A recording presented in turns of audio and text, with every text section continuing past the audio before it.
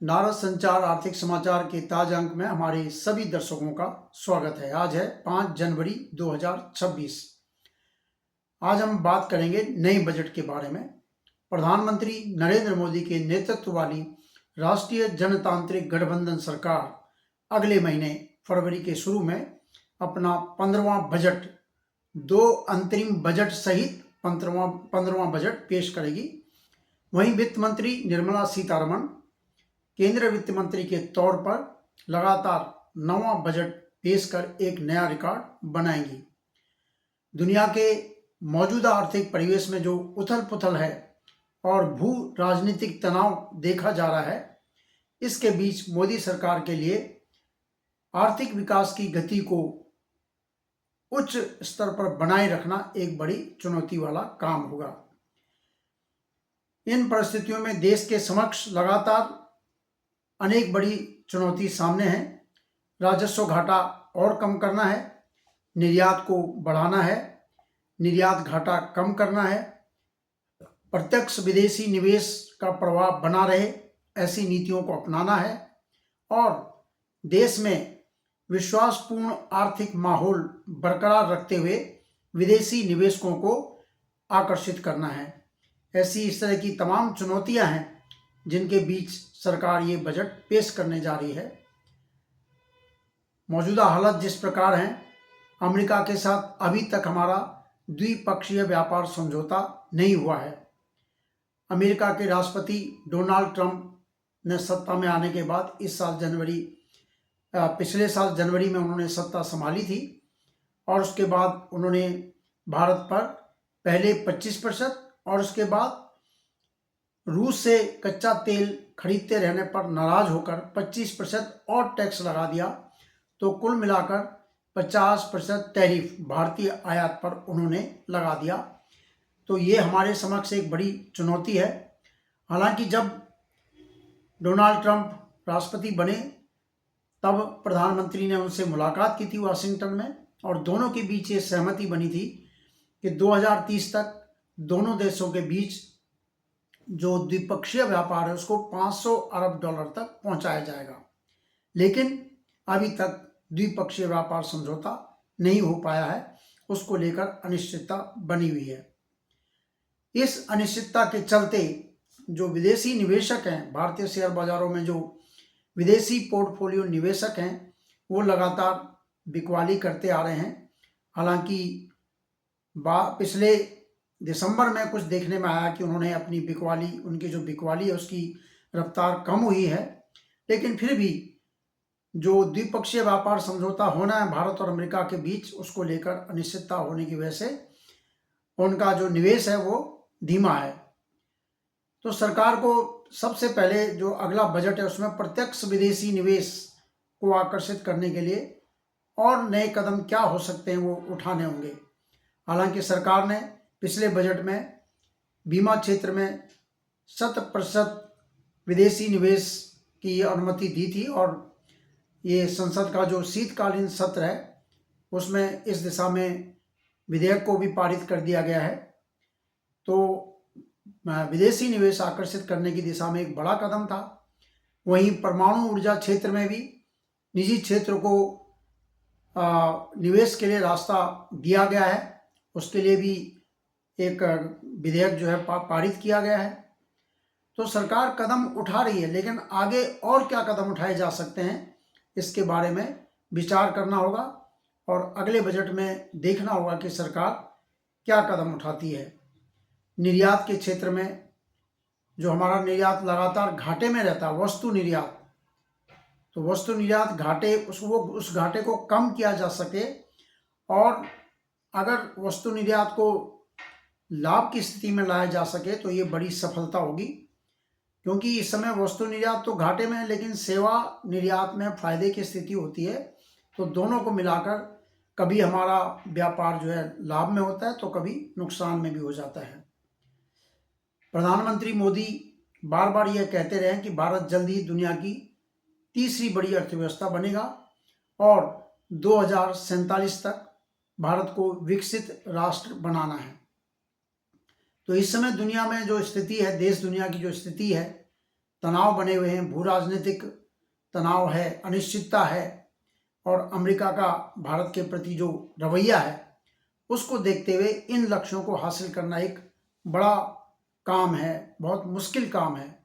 हालांकि अब तक जो हमारी अर्थव्यवस्था के संकेत हैं, जैसे कि हमारी विकास दर दूसरी तिमाही में भारत की जो आर्थिक वृद्धि दर है वो 8.2% रही है, पहली तिमाही में 7.8% रही, और तीसरी तिमाही के आंकड़े तो बजट में ही पेश होंगे। बजट में पूरे साल का भी अनुमान सामने आ जाएगा। रिजर्व बैंक, इससे पहले रिजर्व बैंक ने जो आर्थिक वृद्धि का अनुमान है पहले बोला था 6.8% रहेगी, उसे बढ़ाकर 7.3% कर दिया है। और जो बेरोजगारी दर है वो भी लगातार कम हो रही है, क्योंकि सरकार ने जो पीछे कदम उठाए हैं, इनकम टैक्स में जो बड़ी छूट दी है, जीएसटी दरों का जो सरलीकरण किया गया है, उससे घरेलू अर्थव्यवस्था, देश के अंदर जो खरीद फरोख्त है वो काफ़ी अच्छी रही है। कारों की बिक्री का 2025 में बड़ा नया रिकॉर्ड बना है, और दूसरे सामानों की भी खरीद फरोख्त बढ़ी है, क्योंकि इनकम टैक्स में बड़ी राहत मिलने से जनता की जेब में खर्च करने के लिए पैसा उपलब्ध है, और जीएसटी दरों को कम करने से भी चीज़ें सस्ती हुई हैं। तो दोनों का असर, खासकर जो नवरात्रि का त्यौहार आया 22 सितंबर के बाद, जब से जीएसटी की घटी हुई दरें लागू की गई हैं, तो अर्थव्यवस्था में काफ़ी तेजी देखी गई है। सरकार ने हालांकि वित्त वर्ष 25-26 के बजट में इस तरह के काफ़ी कदम उठाए हैं। अब जो 26-27 का बजट फरवरी में, 1 फरवरी को बजट पेश होता रहा है, लेकिन इस बार 1 फरवरी को रविवार है। अब सरकार, देखना है कि सरकार किस दिन बजट पेश करती है, 2 फरवरी को करती है या 1 ही फरवरी को ये करती है। बहरहाल वित्त मंत्री निर्मला सीतारमण के कंधों पर एक बड़ी चुनौती है कि किस प्रकार वो सरकार के लिए अधिक राजस्व जुटा सकते हैं, क्योंकि जो पिछले साल इनकम टैक्स में और अप्रत्यक्ष करों में छूट दी गई, उसके बाद सरकार को राजस्व में एक काफ़ी बड़ी छूट सरकार ने दी है। प्रत्यक्ष करों में करीब 1 लाख करोड़ रुपए और अप्रत्यक्ष कर में 2600 करोड़ रुपए के राजस्व का नुकसान, मतलब जो पिछले जो बजट वित्त वर्ष जिस समय चल रहा है उसमें जो छूट दी गई थी इनकम टैक्स और दूसरी चीज़ों में, तो उसमें ये अनुमान लगाया गया था कि इतने राजस्व का नुकसान होगा। ताजा आंकड़ों के मुताबिक दिसंबर 25 के मध्य तक सरकार की शुद्ध प्रत्यक्ष कर प्राप्ति 1 साल पहले की इसी अवधि के मुकाबले 8% बढ़कर 17,05,000 करोड़ रुपए तक पहुंची है। वहीं वर्ष के दौरान जो जीएसटी प्राप्ति है वो भी सकारात्मक रुख बना हुआ है, उसमें भी वृद्धि का जो है क्रम जो है लगातार जारी है। अब देखना है कि सरकार पिछले साल के जो उसके राजस्व अनुमान उनको कहाँ तक पूरा करती है, और अगले साल राजस्व वृद्धि बढ़ाने के लिए इतनी छूट देने के बाद आगे क्या कदम उठाती है, ये एक बड़ा काम वित्त मंत्री के सामने होगा। पिछला जो बजट था 2023-24 का, वो बजट था 48,21,000 करोड़ रुपए का। हालांकि जो संशोधित आंकड़े आए थे उनके मुताबिक वो 47 लाख का बजट था, और 25-26 जो वित्त वर्ष अभी चल रहा है उसका बजट, जो कुल बजट अनुमान था 50,65,000 करोड़ रुपए का था। अब इसके संशोधित अनुमान, अब जो बजट पेश होगा अगले वित्त वर्ष का 26-27 का, उसमें इसके संशोधित अनुमान आएंगे कि सरकार को कुल कितना व्यय की सरकार ने किया है, टोटल बजट कितने का रहा है, और उसकी जो कर प्राप्ति है, नेट टैक्स रिसीट, जो पहले बजट पेश करते हुए कहा गया था कि 28,37,000 करोड़ रुपए रहेगी, तो वो कितनी रही है, कम हुई है या उसमें कुछ और अच्छा प्राप्त हुआ है। राजस्व घाटा, ये राजकोषीय घाटा बोला गया कि 4.4% रहेगा, तो वो कितना प्रतिशत रहने का अनुमान है, क्योंकि साल तो मार्च तक है, बजट पेश हो जाएगा फरवरी में, तो अनुमान ही लगाए जाते हैं कि अगले 1 महीने में कितना राजस्व मिल सकता है, क्या तस्वीर रहेगी। तो संशोधित आंकड़े सामने आएंगे। संसद का शीतकालीन सत्र जो है समाप्त हो चुका है। 8 विधेयक दोनों सदनों में पारित हुए। इनमें एक विधेयक स्वास्थ्य सुरक्षा से राष्ट्रीय सुरक्षा उपकर विधेयक पारित किया गया, और एक जो उत्पाद शुल्क है उसमें संशोधन किया गया उत्पाद शुल्क विधेयक में, जिससे कि तंबाकू और सिगरेट आदि पर ऊंची दर से ये जो है कर लगाया जा सके, क्योंकि जो पहले शेष लग रहा था वो कंपनसेशन शेष था। अब जो है ये स्वास्थ्य सुरक्षा और राष्ट्रीय सुरक्षा के लिहाज से उसको लगाया गया है।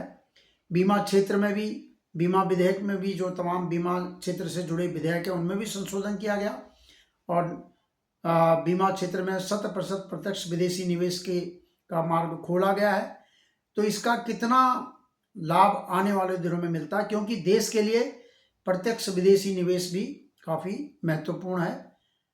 जिस प्रकार हमारा व्यापार घाटा फिलहाल जो है काफ़ी उच्च स्तर पर है, उसको देखते हुए विदेशी निवेश आकर्षित करना बहुत महत्वपूर्ण है।